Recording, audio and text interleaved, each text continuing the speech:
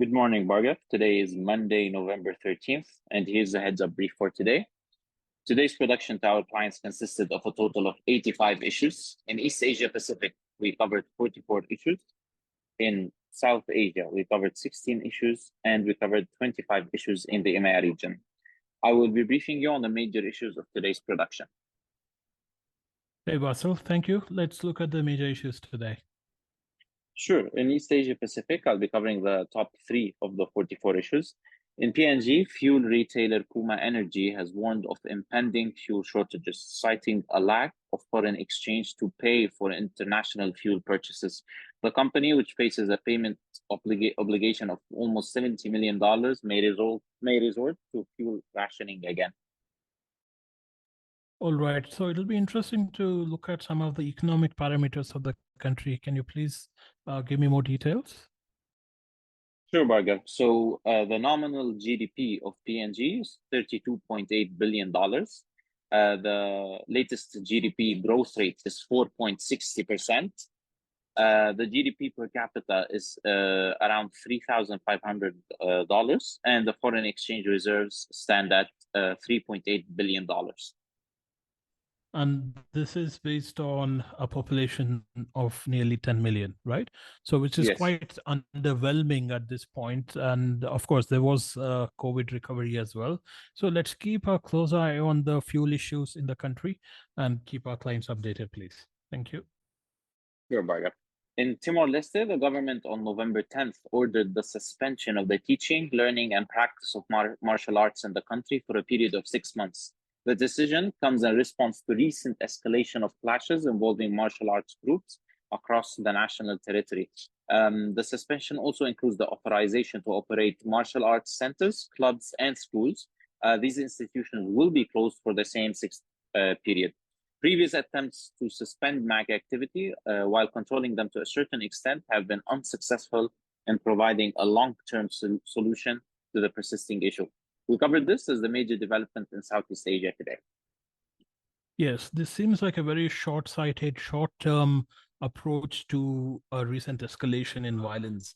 At the same time, the situation is quite convoluted. The MAGs are deeply rooted in the society, and they play an important role in integration of youth across the country as well. So let's please advise the team to monitor the reaction from some of these known martial arts group, as well as the politicians who back them. And advise the clients accordingly. We can expect some degree of violent reaction, especially towards the law enforcement as they try to enforce the suspension. So let's monitor the situation closely, please. Sure, Bhargav, we'll monitor this closely. In Fiji, a nationwide cyclone warning has been issued as the tropical depression TD02F is expected to intensify into a cyclone later this evening. According to the Meteorological Office, a storm warning is now active for Yasawa and Mamanuca groups, as well as western and northern VT level. Also, strong wind warnings are in effect for Rotuma, the western half of Vanau level, and other areas. A storm alert is in place for southern VT level, Vatulele, and nearby smaller islands. The cyclone's impact could result in casualties, infrastructure damage, evacuations, and disruption to transport across the island groups. We released an APAC advisory on this today. All right, thank you. In South Asia, I'll be covering the top 2 of the 16 issues. In Bangladesh, hundreds of ready-made garment workers held a protest march from Kafrul to Mirpur 10 in Dhaka yesterday. Over 3,000 garment workers held protests at different locations in Dhaka and neighboring districts. Over 70 factories and several vehicles have been vandalized, 300 factories closed, and more than 11,000 people charged for violence during the protest. So while garment workers are unlikely to hold planned protests, spontaneous demonstrations can be disruptive. Such demonstrations will result in traffic bottlenecks and subsequent divergence in the vicinity of protest sites. We released an APAC advisory on this today. Thank you. More such violent clashes and protests are likely to continue before and after the elections next year. Let's continue to support our clients on this. Thank you. In Pakistan, Pakistan has extended the legal residence status of approximately 1.4 million Afghan refugees until December 31st. The registered refugees mainly consist of Afghan families that have resided in Pakistan for decades. Some families migrated to Pakistan following the Soviet invasion of Afghanistan in the 1970s. These refugees were mandated to renew their residential permit cards once in 6 months. However, the government has failed to renew the residential cards since June. This comes amidst logistical challenges in repatriating tens of thousands of refugees within a short period of time. We covered this as a major development in South Asia today. Yes, the situation on the ground is quite complicated. This is a double whammy of a situation for the government in place. Successive governments have not been successful in managing the entire refugee issue across Pakistan, including the army. At the same time, they are facing challenges on multiple fronts, primarily with security and governance. So the border area between Afghanistan and Pakistan is practically non-existent. There are a few border posts, but there are many unmarked border areas along the internationally recognized lines, border lines. So this issue poses multiple challenges, both in terms of security operations, as well as monitoring and registering refugees who have come decades ago. So this issue is unlikely to be resolved in a short term, as they have set a very short deadline for such a massive logistical operation. So again, this shows the ineptness and the ineffectiveness of government planning and foresight, or lack thereof.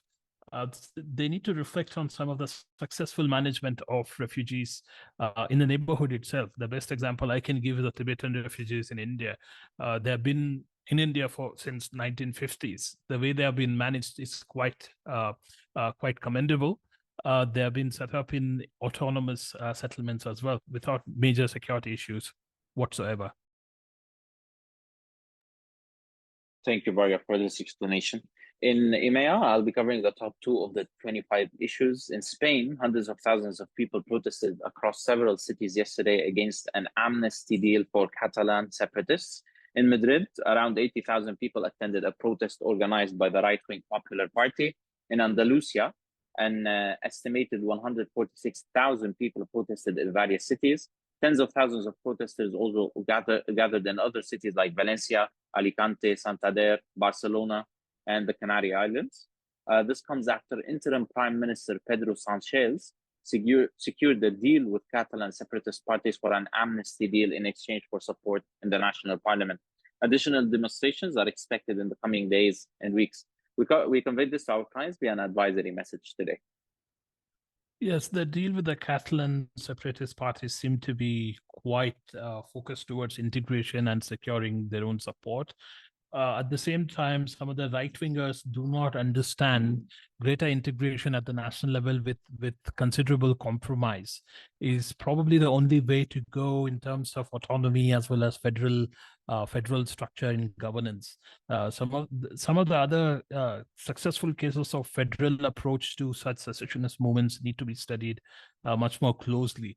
Apparently, such a sense seems to be absent, especially among those on the right.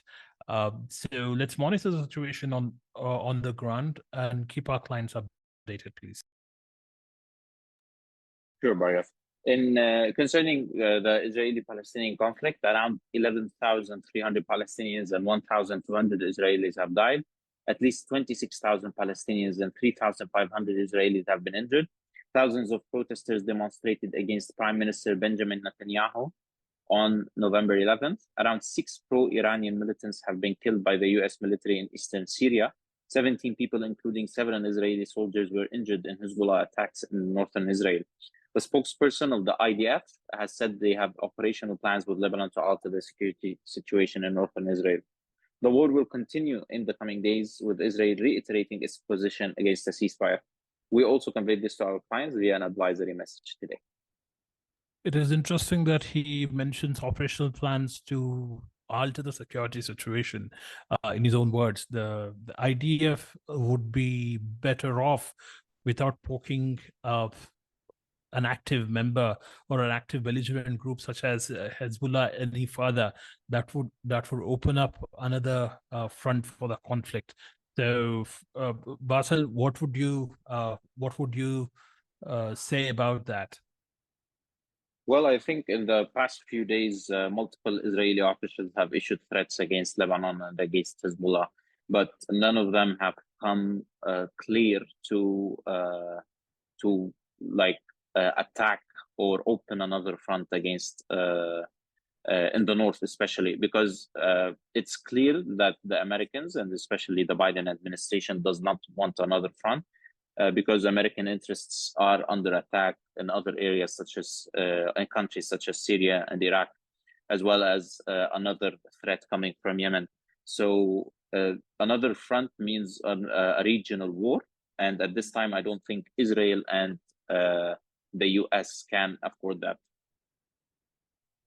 All right. Yeah. So let's monitor the situation. And we need to also note that they have pulled out of the negotiations to return hostages. And that's a major concern, as well as hurts the credibility of Hamas, while also raises questions about Netanyahu's intent. He seems to be a little too focused towards wanton destruction of civil infrastructure and civilians, at any cost, rather. So, Bassel, I guess that's it from my end. Thank you, Bhargav. That's the heads up brief for today.